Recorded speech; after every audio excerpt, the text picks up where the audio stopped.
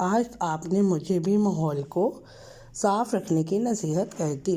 अगर हम सब इन बातों पर का ख्याल रखेंगे तो हमारा माहौल खुशगवार हो जाएगा। टू क्लास, आपने इसकी कहानी को बहुत अच्छे से पढ़ना है, एक एक लफ्ज़ को ध्यान से। इसके बाद आपको मैं कुछ लफ्ज़ अंडरलाइन करवा रही हूँ, जैसे हम क्लास में इमला कहते हैं। इमला के ये अल्फाज आपने अपनी कॉपी पर लिखने और याद करने हैं। पहला लफ्ज़ है पकौड़े। हमारा दूसरा लफ्ज़ है पकड़म पकड़ाई। पकड़म पकड़ाई। हमारा तीसरा लफ्ज़ है गंदगी।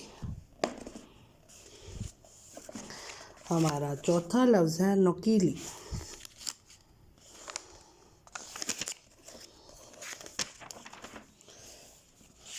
हमारा पांचवा लफ्ज़ है नुकसान।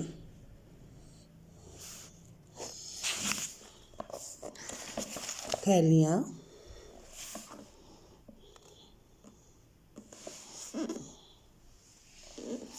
शाबाश। नसीहत। इन तमाम लफ्ज़ों को आपने लिखना और अपनी कॉपी पर लिखना और आपने अच्छे से याद करना है। अल्लाह हाफ़िज़।